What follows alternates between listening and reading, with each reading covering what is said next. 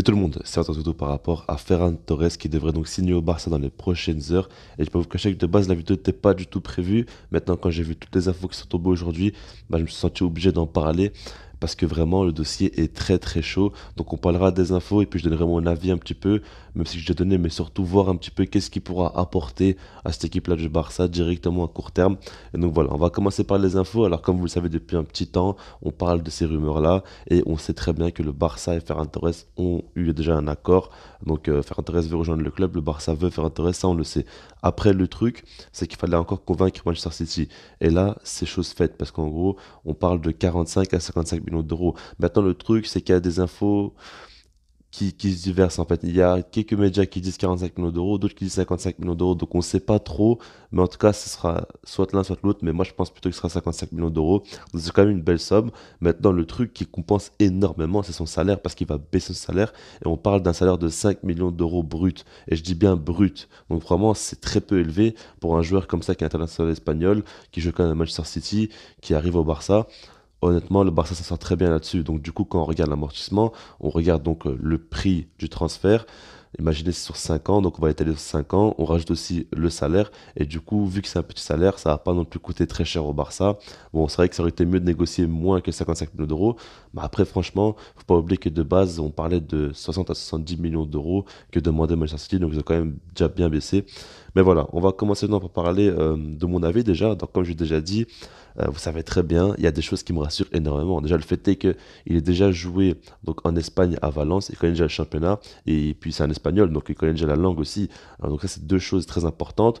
Si tu connais déjà le championnat, le temps d'adaptation, il sera un petit peu moins long, et quand tu sais que le Barça a besoin directement qu'il apporte quelque chose, c'est déjà très bien.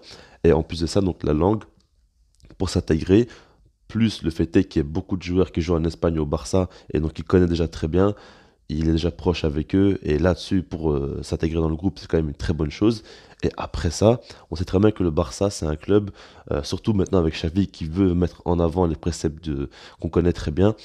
C'est un club qui c'est difficile de s'intégrer. Il y a des joueurs qui sont très très bons, mais qui n'arrivent pas forcément à adhérer au style de jeu du Barça. C'est assez compliqué au niveau des exigences, tout ça. Ben, lui, en fait, il est coaché en sélection, comme j'ai déjà dit plusieurs fois, par Luis Enrique et en club par Guardiola. Donc ça fait qu'il connaît déjà très bien les idées de jeu et là-dessus, ça va encore une fois le faciliter à s'intégrer. Donc du coup, pour moi, c'est un joueur qui pourrait très rapidement apporter quelque chose.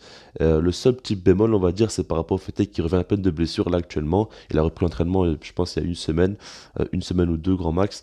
Et du coup, voilà, quand il va revenir de blessure là actuellement, donc là, c'est un petit peu compliqué. Il va falloir voir si physiquement il sera directement apte. Est-ce qu'il n'a pas besoin d'un petit peu de temps pour se remettre à fond? Parce que sa fin d'année 2021, je trouvais qu'elle était assez compliquée. Je pense même qu'il a eu le Covid une fois. Donc, il a raté quand même pas mal de matchs. Mais voilà. Maintenant, par rapport à son profil, alors son profil, il est assez polyvalent parce qu'en soi, de base, c'est un ailier. En fait, à Valence, il jouait plutôt dans un 4-2-3-1 et il avait un rôle de milieu droit, donc il apportait beaucoup offensivement, certes, mais défensivement, il avait quand même son petit rôle. Après, à City, il a joué en tant qu'ailier pas mal de fois, mais il a aussi pas mal de fois joué en tant que neuf ou faux numéro 9, ça dépend comment vous le voyez. Et puis en Espagne, il joue en tant qu'ailier ou en tant que faux numéro 9 aussi. Donc du coup, c'est un joueur en gros ailier ou faux numéro 9. Maintenant, le truc, c'est est-ce qu'il est meilleur dans l'axe ou sur le côté?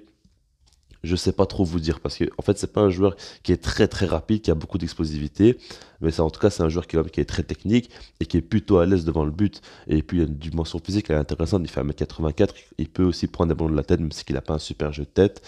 Mais voilà, c'est un joueur quand même qui est très intéressant, qui peut pas mal combiner aussi. Et pour moi, dans ce Barça-là actuel, ce qu'il pourrait vraiment apporter, c'est dans ce rôle de numéro 9. Il y a Jude Gla aussi qui est vraiment un profil assez similaire je trouve, même si que voilà, quoi, c'est encore...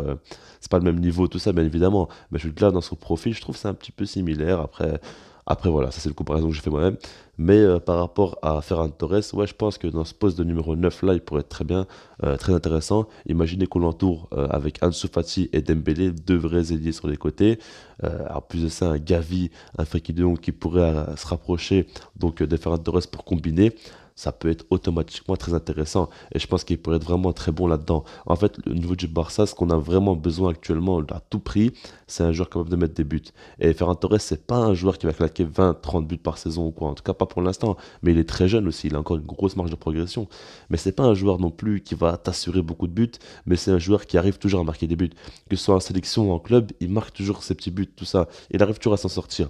Donc, du coup, ça me rassure. Et pour moi, c'est un joueur qui va réussir à claquer quand même un certain nombre de buts dès son arrivée. Parce qu'il est à l'aise devant le but, il n'est pas stressé ou quoi, il a quand même une bonne finition, il a une bonne frappe de balle, donc du coup là-dessus c'est très intéressant, mais en plus de ça, comme on l'a vu avec Jugla, dès que Jugla est arrivé et qu'il a commencé à apporter avec ses appels, déjà des fois il redescendait sur le terrain pour demander la balle, ou des fois il faisait des appels en profondeur, ce qui débouchait un petit peu l'axe, comme par exemple le but de Gavi là, il y avait un appel de Jugla vers la gauche qui a débouché l'axe, donc du coup Gavi a pu s'insérer là-dedans et marquer. Ce genre de choses-là, ça aide beaucoup l'équipe à marquer. Donc par rapport à ça, on sait très bien que Ferran Torres aussi va beaucoup apporter parce qu'il comprend très bien le style de jeu du Barça. Donc du coup là-dessus, il pourrait beaucoup apporter.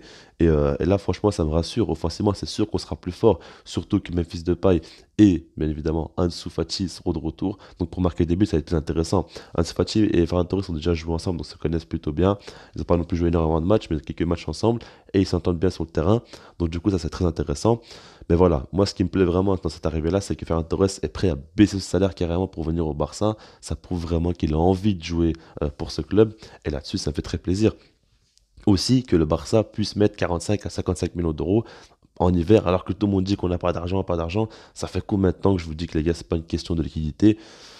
Ça fait quand même très longtemps, quoi. C'est surtout le règlement de la Liga, tout simplement, qui est très compliqué par rapport à la masse salariale, par rapport à fair play financier aussi.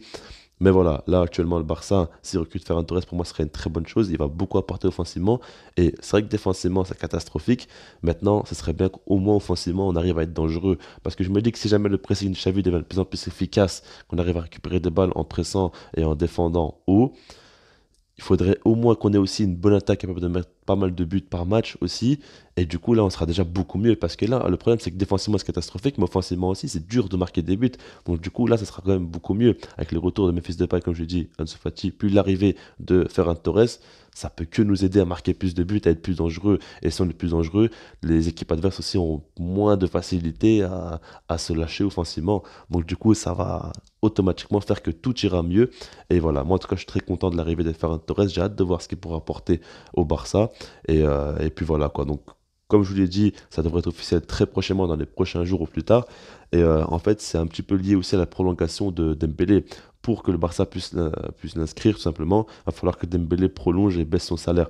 Après, le Barça peut très bien officialiser avant que Dembélé prolonge. Mais en tout cas, pour l'inscrire, il va falloir faire ça. Moi, en tout cas, voilà, j'aime pas quoi ça se par rapport à Ferran Torres. Est-ce que vous êtes pour ou contre son arrivée? Puis sinon, moi, je vous dis peace.